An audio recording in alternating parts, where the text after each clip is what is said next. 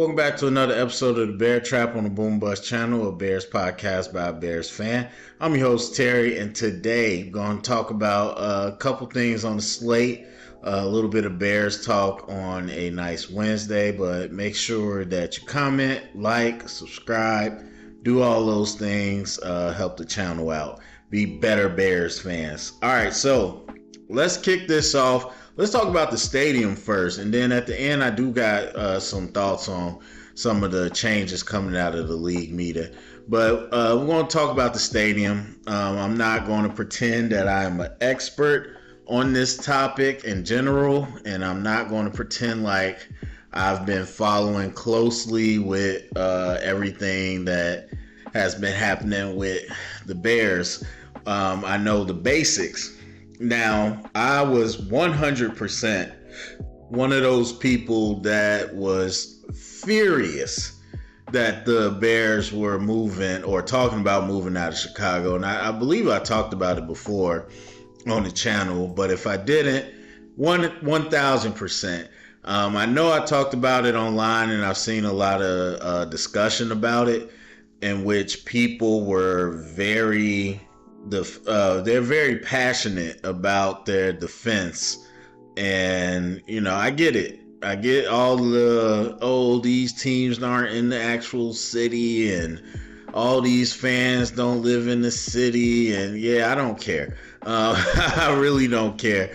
I'm from there, and for people that are from there, we understand what that means. So if you don't live in Illinois, then why does it matter? I don't understand that argument. Like, I don't know why that matters to you. Obviously, if you live in Chicago, the Bears are not only just socially a huge piece, but economically a huge piece. And if you're not from Chicago and all that, I get it, but it is what it is. I mean, I'm not trying to go to Arlington. I wouldn't want anyone to come down to central Illinois where I live, or up to the northern suburbs. Like, that's not what it is. Like, from where I live, and I would venture to say from where most people in the state live, you can take some type of transportation to Chicago. Obviously, you could drive there. But for me, I get on the Amtrak, and, less than 2 hours, I could pop right off. I'm downtown, go catch a Bears game. Now, I don't like watching games live, so I've never done that. But plenty of people I know take day trips, weekend trips to Chicago. Like, it's Chicago. It's centrally located. It has the infrastructure, and it's the city. You're the Chicago Bears. So I know a lot of people, for whatever reason, are passionate about this, but I'll fight tooth and nail till I die. And that's fine. I can respect your opinion, but it's not mine. I'm from Chicago. I'm a huge Bears fan. I want the Bears in Chicago. So the Arlington thing pissed me off so bad.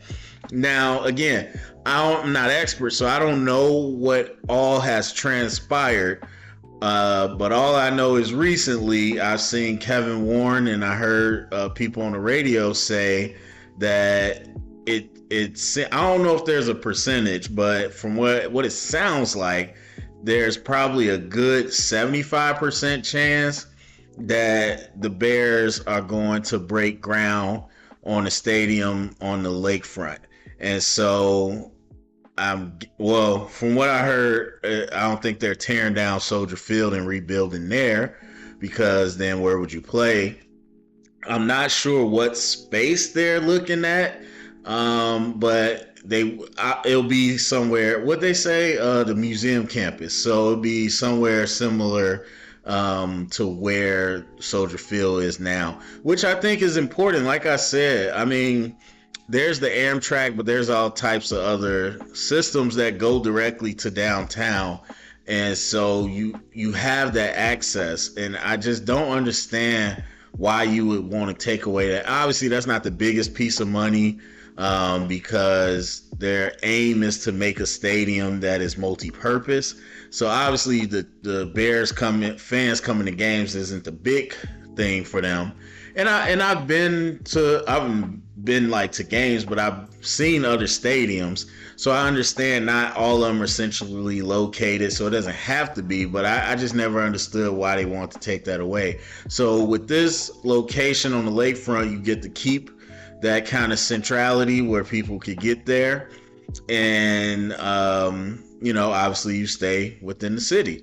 And so again, I've heard some back and forth today about this potentially being like not a bluff, but like a leverage play, so that Arlington Heights, from what I understand, and I hear on and off about the Sox wanting a new stadium or something. I don't know.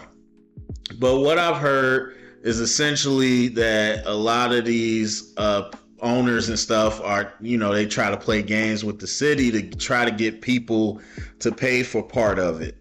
And, that's politics and all that finance stuff.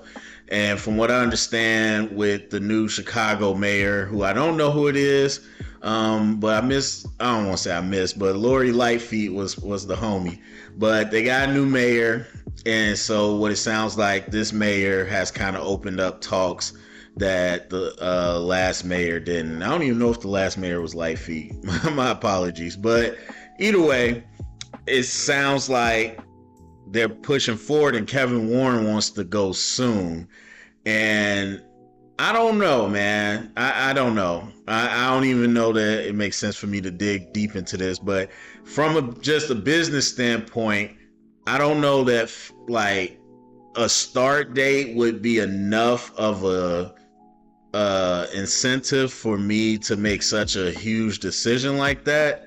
So I would have to feel like it's a very viable option, financially, more so than we can go, quicker. But I don't know. I'm not in those rooms. I don't even know what all that goes into it. But I know, pretty much like any new stadium, it'll be, I'm guessing, retractable roof, but maybe just completely closed. No, it'll probably be retractable. But it's going to be multi-purpose. Like I said, they want to have concerts there. They want to have a Super Bowl. They want to do all types of things there.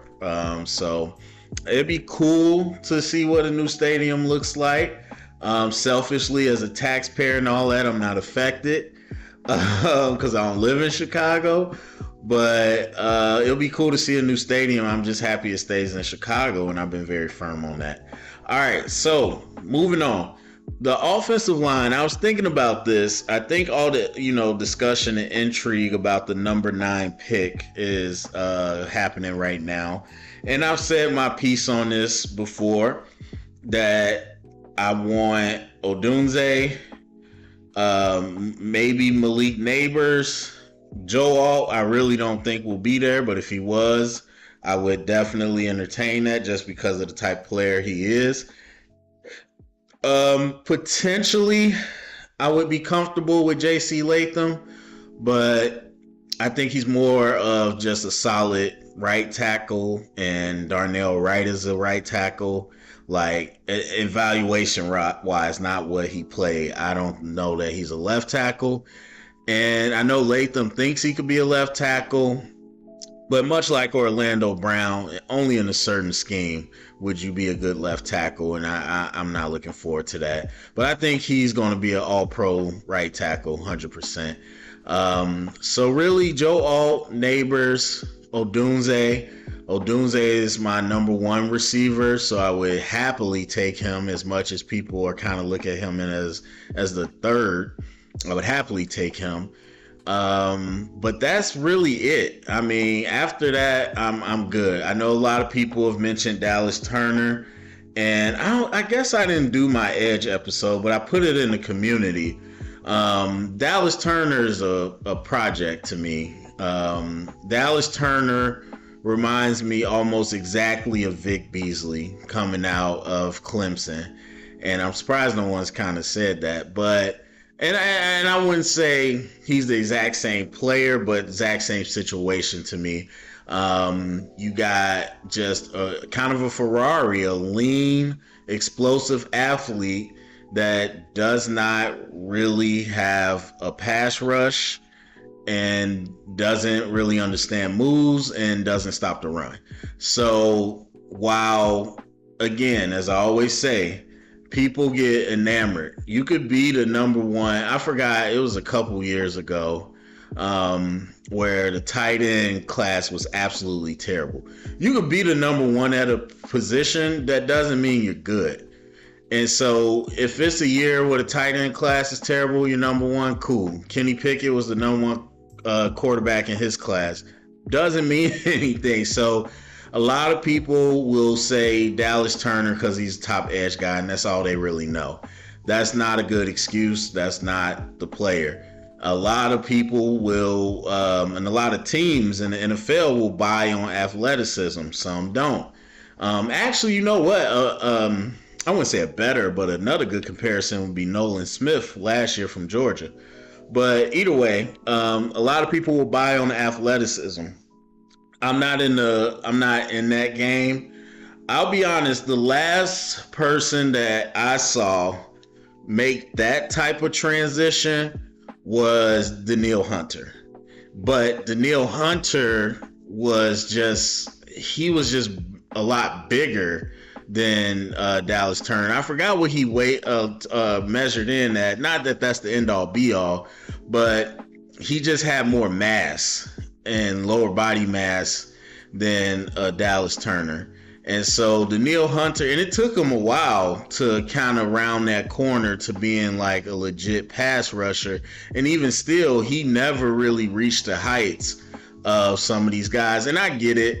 You could tell me, Terry, you don't always have to get the Myles Garrett or the Nick Bosa. I get that, but I'd rather go big for something of that nature, like I don't know, a Brian Burns, who also is a guy that made that transition. But Brian Burns coming out had the ability to lean on the edge that a lot of guys didn't. So I knew, I had more faith that he would become better.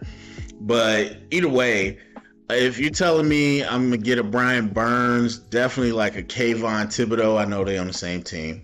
Even a Trey Hendrickson, well, I don't know, Trey's kind of a monster. But, if you're telling me I'm getting one of those type of guys, I'm not moving up for it, and I don't know if I'm giving a top 10 pick for it. Again, that's a premium pick, and for me, I need a premium player, and I don't see Dallas as a premium player. And so I got to get Odunze, I got to get Neighbors, I got to get, otherwise I'm moving back. Because to be honest with you, I feel like the ceiling is probably higher for Dallas Turner, but I feel like you could have the same type of kind of situation if you get a Chop Robinson.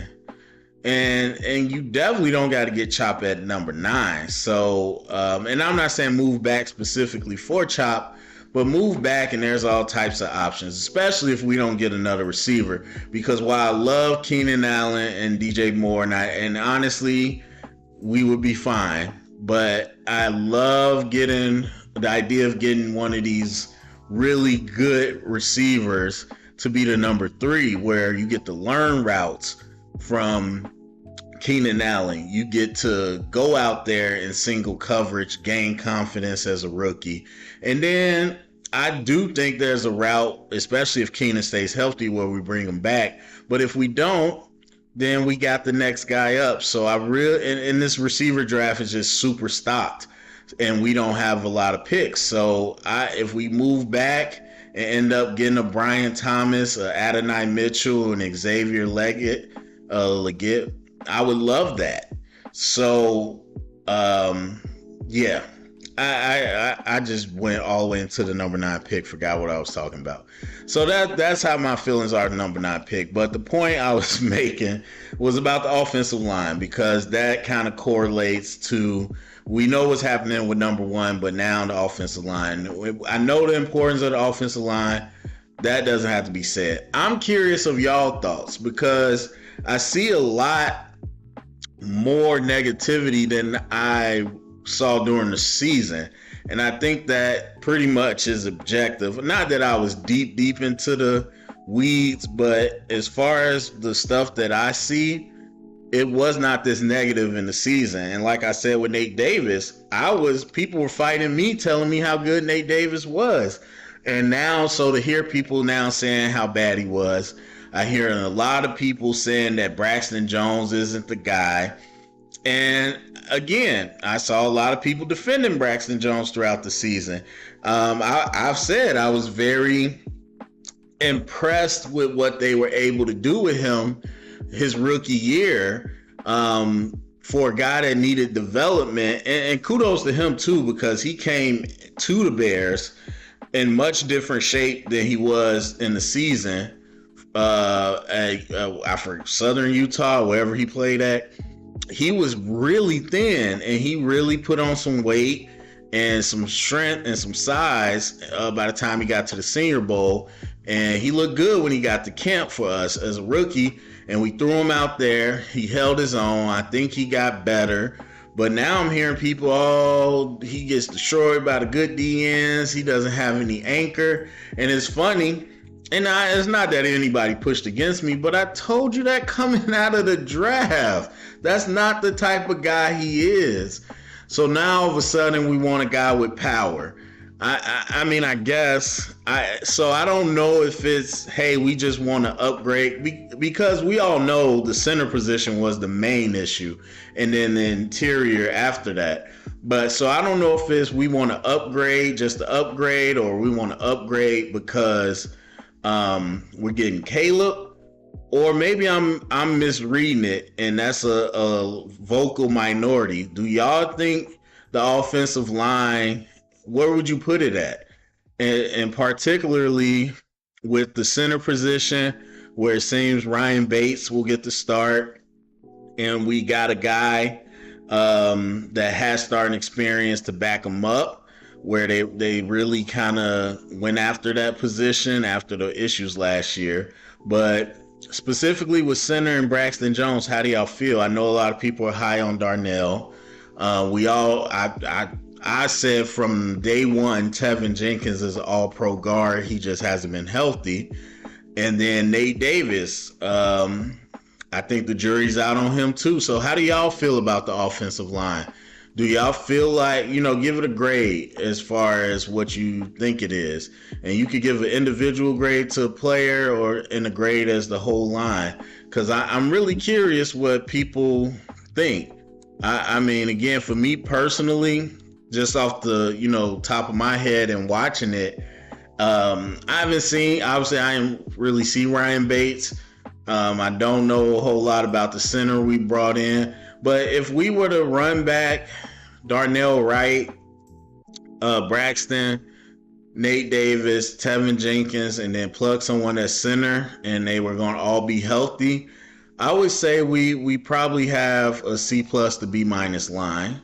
But I'm curious what everybody else thinks. So offensive line wise, though, I've been saying it all off season. I am fine with taking a tackle, because I believe most tackles will be fine at guard. And then obviously you got the flexibility if you need it.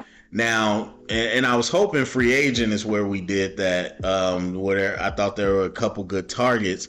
But even in the draft, now, again, Joe Alt, yes. And to be honest, there's a lot of tackles that I like.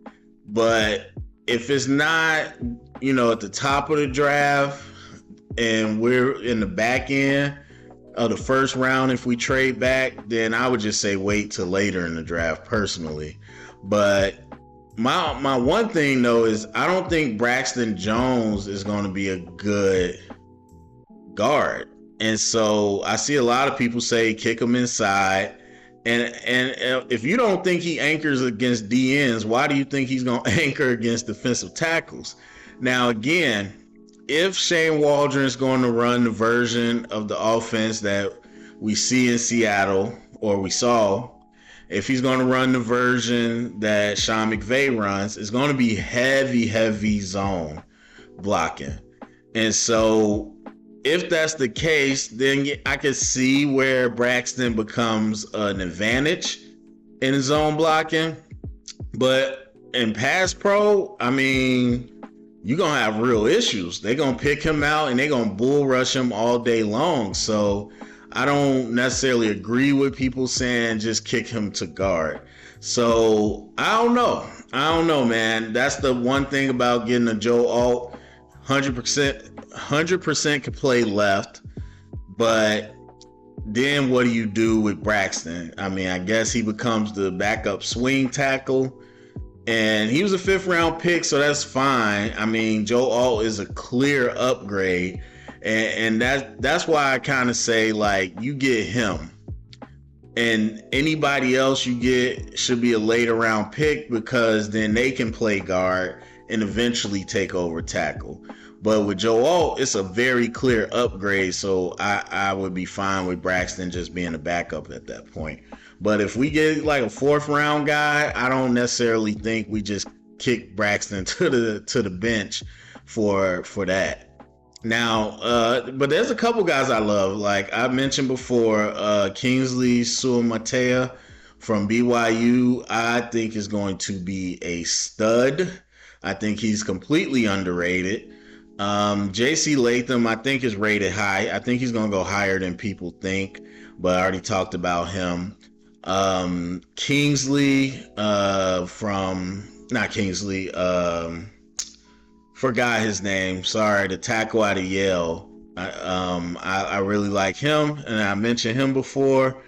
I like Patrick Paul underratedly. I think he might be a pretty good guard too. But there's a number of guys that I really like, but I like the interior guys too. So, but anyway, yeah. What's your thoughts on the offensive line? All right, so let's talk about Ryan Poles. I admittedly will say this makes more sense after the draft or before training camp, but hey, we just want to talk. All right, so let's talk about Ryan Poles. I don't know. I want to kind of walk through the whole thing. Obviously, I'm not going to look at every single piece of evidence, but we've been talking for a little bit, so I don't know. I might make this a little shorter. But Ryan Poles, how do we think he's done so far? One place that we could start is definitely looking at the roster as of today. I think that's fine. And assuming Caleb, yes, we will do that too. So with that, I mean, the major things that kind of happened when he came in, and I will continue to fight people on this because I just don't agree. People keep talking about how bad the roster was, the salary cap situation was.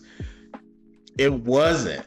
It just wasn't. I mean, especially from now in hindsight, where people want to say things, but at the time, you were paying people that had to be paid. You look at the Buffalo Bills. What happened? Had to cut a bunch of people. How did we get Keenan Allen? Had to cut a bunch of people. When you have players that are good, when you feel like you're in the competitive mode, you pay people. That's how it goes.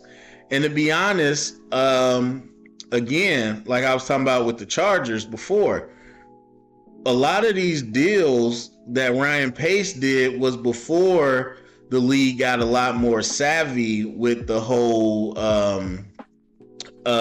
expendable years at the back of contracts and doing the tricks that they do now. And that's not just Ryan Pace, that's everybody else in the league.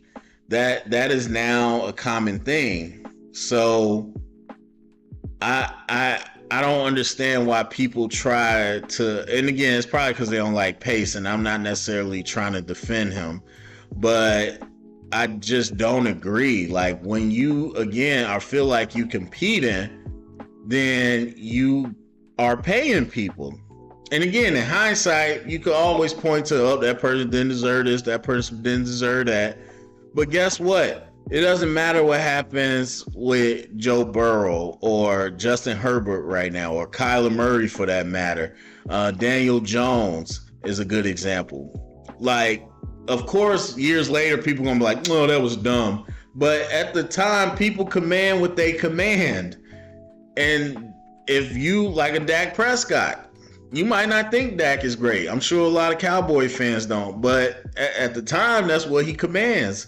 So when they decide to pay him or let him walk, that's the choice you make. And most people don't let the players walk. So again, we were in a mode where we were competing. That year with Nagy, we made, I wouldn't say a run, but we had a good season. Thought we were going to make a run, and then we were just kind of all in from there. So I'm not, when you're competing, you spend salary cap. As I've said before, that's my point. So were we in cap hell where we were over the cap? No. Were we super under the cap? No. But that was the cost. And so people continue to argue that, hey, he had to get rid of these people, whatever. And I wouldn't say necessarily had to, but he decided to, and that's fine. I'm cool with that. But what people always leave out is the fact that after he let the people go and create a cap space, he decided not to use the cap space. So people again keep saying, "Oh, well, he didn't gut the roster. He had to fix the cap." To a certain extent, but once you then had money, the people you chose to sign weren't good. And everybody knew they weren't good, except the Bears fans, apparently, who tried to argue every single signing we did was going to be a guy. I forgot dude's name. His last name was Muhammad. I'm like, are you serious? Oh, well, Eberflus knows him. And if you look at these PPF stats, you're like, no. He signed bad players, and they were on 1-year deals, which lets you know they're bad players. And also, he kept signing them after the first round of free agency, which lets you know they're bad players, or at least not great ones. So he put out a roster that was terrible. And for me, I don't get down with that. And not only, the tanking and poor football, but for what you did to Justin Fields. Now, it's weird how many people somehow celebrate Brian Poles while also trying to defend that we should have kept Justin Fields. I don't know how you make that make sense in your head, but whatever. So we put Fields out there, and I said before the season even started, this is going to mess him up. He's going to develop bad habits. Now, again, depending on the person, he can overcome those bad habits. But as we now know, Justin wasn't the type person that was able to do that. And so we put him through a year where his development got completely destroyed. And that was a tough year. Now you yield the number one pick, which really kind of was because of the Texans. But you get the number one pick or top pick, probably number two, if we didn't get number one. So you got a top pick where you could then make a decision. Now, because Justin was able to weather the storm, and I don't know, maybe I know from what Ryan Poles has said, you could tell that he wasn't super high on CJ Stroud. Not to say that he thought he was bad, but when, they asked him questions about how Stroud did this season and like, what'd you see? He said he was able to fix and overcome a lot of issues he had in college. And I agree with that. Like, the idea that people keep trying to make it out that CJ Stroud was this good in Ohio State and everybody missed it is silly. It's silly. Players get better, especially nowadays. So I don't know how I felt about Bryce Young, but either way, he decided that they wanted to continue with Justin Fields. We were able to move that pick get DJ Moore, still stay in the top 10.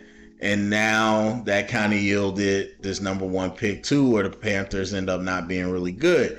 So obviously that gives us to this situation now with Caleb, and the reason this offseason was so exciting. However, it wasn't all obviously planned out. There's a lot of luck involved, even though people will swear to you, see polls is 5 moves ahead. Yeah, okay. But also it was at the cost of Justin Fields. Not only his development, but then we had to get rid of him for almost nothing because it just wasn't going to be a situation that Justin was going to be able to handle, and one that they didn't want to put Caleb in. So we kind of know that whole story. People look at it differently. For me, it's a bit of a double-edged sword, but I don't give him a ton of credit, to be honest. I mean, tanking ain't hard. It's a philosophy. You did it. We were bad. We really got the number one pick again only because of Houston, so that was luck. Then to take the trade from the Panthers, yes, at the end of the day, you got to pull that trigger, and you got to decide you want to pass on the quarterbacks. Yes, but you got the number one pick. So I'm sure that a team that wants the number one pick, they're going to outbid each other, and you just sit back and take the best offer. Now, we don't know what happened. And we probably will never know, but some people say, hey, Poles insisted on DJ Moore. And to be honest, DJ Moore is a arguably top 15 receiver. DJ Moore was a bright spot for the offense last year. Yes, all that. But I'm not going to act like DJ Moore, I don't know. Some people act like he just changed the whole everything, and if you look at the offense, that's not true. I don't think he changed everything. I don't think a receiver can, even if it's a top 5 one. Like, I'm not knocking him for getting DJ Moore, but people are like, oh my God, it's so genius. He got DJ Moore. I mean, you got one of their good players. To be honest, if you got Brian Burns, I'd be more impressed. But you know, it's a deal that he had to pick from the deals that were offered, and he pushed for DJ Moore, so he gets kudos for it, but it's probably not as high as some other people give him. So for that whole situation, I don't know, man. I kind of look at that and grade that like around a B. I would say I'm not super impressed that you tanked. To maneuver what to do after you tanked, I give them credit for that. And obviously, it's been working out well. So then you got to look at how they improve the roster after you tank. You got all this money. You got these assets. So you get Tremaine Edmonds. Well, actually, let me back up. Because you let Roquan go. And it gets murky, and I don't have the trades in front of me, but you let Roquan go. I believe we got a 2nd round pick, but then we end up going to get Claypool. So I don't, some people probably say those cancel each other out. I don't necessarily think so. Now, do I think Roquan will go for a 1st round pick right now? No. So it's not necessarily the compensation. I just think what you did to the locker room and what you did to the defense, it was tough. But again, they were tanking. So it was just further evidence they were tanking. They stripped that thing down. So I didn't love that. But then you were able to turn around. You were able to bring in Brisker, which I thought was not only a good prospect, but you put him in the right spot for the most part. I think most of the time you see him in the box, and that was the question when he was coming out. It was like, I don't see this guy covering deep ever for Penn State, so what are we going to do with that? And they put him in the right position, so it shows synergy between the coaches and the GM, so kudos. Kyler Gordon, hated that pick. So people might say I'm biased when I say he's not a good nickel. That's fine, but I watched the film. He's not a great nickel. And the fact that he wasn't really a nickel, at least his last year in Washington. So that caught me by surprise. And I just felt like it was wasted talent to put him there. And to be honest, overall, I don't know that he's like been a super impactful player. So you kind of go 1-for-1 with that. A lot of people talk about Velus Jones. I mean, I didn't like the pick, but I don't dwell on it a whole lot, especially when people will go back into the draft after the fact somebody turns out to be good and we could have got them. Like, it's one thing if I say it before the draft or like right after it happens. It's another when people try to again go play hindsight. And I'm sure there's definitely, first of all, there's a number of players every year the last 2 years that I said I want the Bears to get and we passed on. But I'm sure if I look at it, I'd be like, yeah, you definitely passed up this opportunity. But the reason I don't get caught up into that is because what a player becomes in one team is not always what they'll become for you. And there's players, again, that I like that I specifically feel could work with us. And so if they work in another spot, that's not shocking to me. But that's just me. So Velus Jones, I'm not going to get into that. But anyway, so you get to the next year. You bring in TJ Edwards, you bring in Edmonds. And I said during the season, during this off season, that you completely expand your range with those linebackers, that most teams, they don't have that type of range. To be honest, you're looking at like a Greenlaw and a Fred Warner. Now, I wouldn't say that they're the run defenders that those two are, but they have that level of range. And so that tremendously changed what you can do coverage-wise. Then you bring in Tyreek Stevenson, a player that I didn't get to evaluate, but as I do, I go to the film of our rookies, and I said right away, oh no, this is a good number 2 boundary corner.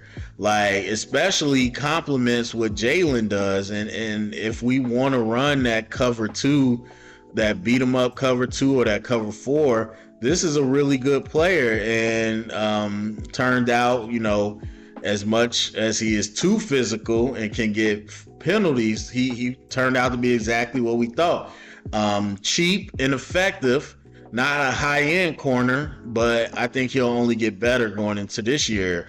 So I was pretty excited about him even going into the season. And Eddie Jackson, he was there. I mean, he's fine. But then you get the 2 defensive tackles and you start to build a rotation. I was a fan of Justin Jones with the Chargers. Billings has kind of been around the league. He's a vet, and I think he actually played better than some people give him credit for. But you have them with also the rookie defensive tackle, so you build a rotation. Now, those 2 guys in particular, they're power pigs. That's what I thought, and that's exactly how they played. DeMarcus Walker, wasn't a fan of that. He's a tweener coming out of Florida State. And again, people, oh my God, yeah, no, you see this? And no, there's a reason that he's on our team and not where he was. Like, don't give me that. And Ngakoue didn't care from the beginning. We had Dominique Robinson, which was more of a flyer, so I was fine with that, but he kind of hasn't been anything. But you had enough pieces. But obviously, I've been saying for years, and we saw in the beginning of the season, that we just didn't have enough pressure, that it really was screwing our coverage. And honestly, we were hurt a lot. That's the other thing. A lot of people talk about Montez Sweat and completely changing everything. I think he had a huge impact, but we weren't really healthy before Montez got there either. So once Tremaine Edmonds and TJ Edwards were on the field together, and we were able to then bring in Sweat, which caused some type of distraction, some type of urgency on the quarterback, it allowed our coverage to shine a lot better. But overall, we were all. I told you from the beginning of the season. What did I say? If for anybody that remembers, when I was breaking down the defense back when everybody was calling them terrible, I said we are overly aggressive. We're not disciplined. And people are beating us from day one. The Packers beat us, much like they did Dallas, with misdirection. And they let us overplay things. But I told you that's a good thing that we have that aggression. Now we just gotta harness it. And that's what you saw over the season. The difference with Eberflus calling plays, I don't know. Like, to be honest with you, to be very honest with you, I don't understand the overhype of the defensive play caller. Any defense that I've seen on any level, including high school, the vast majority of it are going to be AFC's automatic field calls. That's what you do all the game planning and studying for. Obviously, you're going to call some formation, some blitz if you see certain things, but you study all week. When we see this personnel, expect this. When we see this, we're going to line up in this. When they do this, we're going to do this. That is what you build in. So the play calling gets a little overblown to me, but either way, over the season, I think a lot of factors brought us together. So I do think we, for the most part, had some good pieces and we had an idea of what we were building. Offensively, Nate Davis wasn't a big fan. Obviously, he wasn't available. We can say that. They end up keeping Jenkins, which goes back to last year, moving him to guard. So I give them credit for that because they could have easily got rid of him. And I said from the beginning, I think he'll be a great guard. So I was happy with that. Lucas Patrick was never excited about that. That was not great. We drafted Darnell Wright, which I think was the right thing. I know a lot of people wanted Jalen Carter, but I think it was good to go offensive line. Darnell Wright in a group that was all kind of middle of the pack. I thought he was my favorite, so getting him was cool. And I think while he had bumps, he definitely solidified some things, and I think he'll get better too, much like a Braxton Jones. Obviously, again, we've got DJ Moore, and yeah, I mean, Tunyon and Mercedes Lewis, I thought were good pickups. Obviously, a Getsy thing, but we didn't use them at all like they were used in Green Bay. So I don't know that I would put that on Ryan Poles. And then we let Monty go. I hated that move.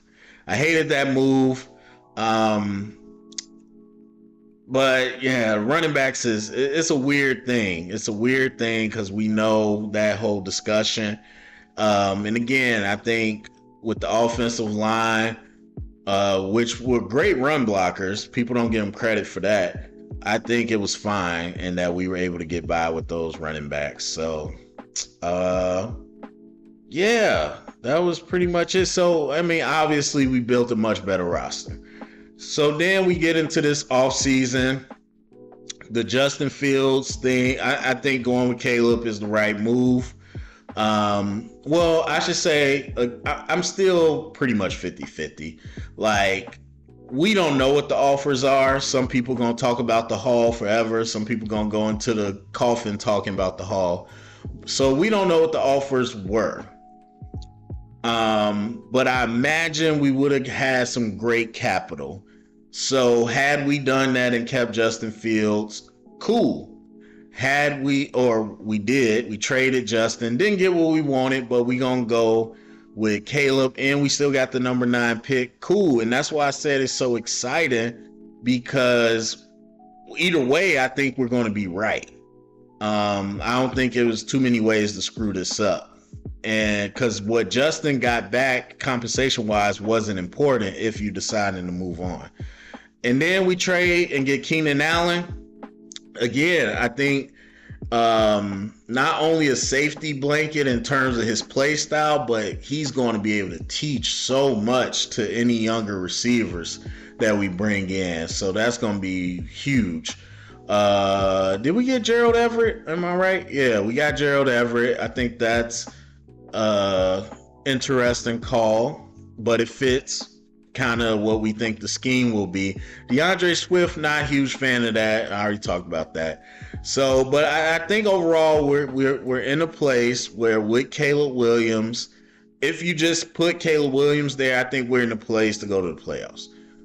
Now we got more to add on top of that, so that's exciting. But I definitely think we're in a place to go to the playoffs. So on the right track, it has been exciting.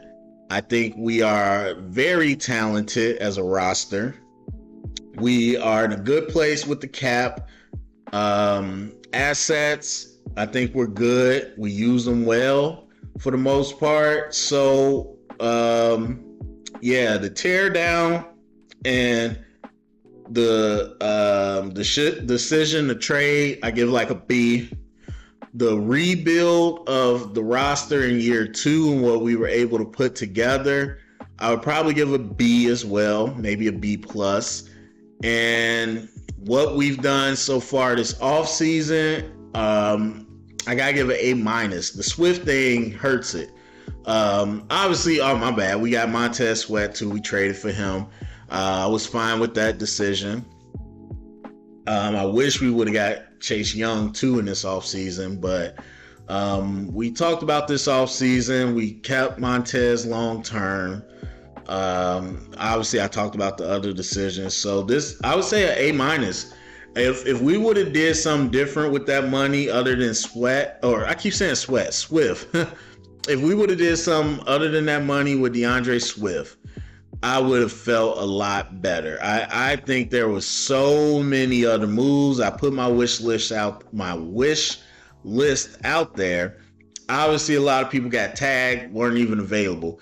But the ones that were, and some of the trades that happened, that makes it an A minus for me, because Bayard, I'll take Justin Simmons, to be honest. Or even, well, maybe a Micah Hyde. I would have took either one of them. But Bayard's cool. Swift, I wouldn't even done that. I would have brought Foreman back. There's no way I would have did that. And then, yeah, I just really felt like we could have got a tackle. Like if we really wanted to address the O-line, rather than getting bargain bin guys on the interior or hoping in the draft, we could have easily got one of these tackles and let them play guard and maybe potentially take over Braxton's spot.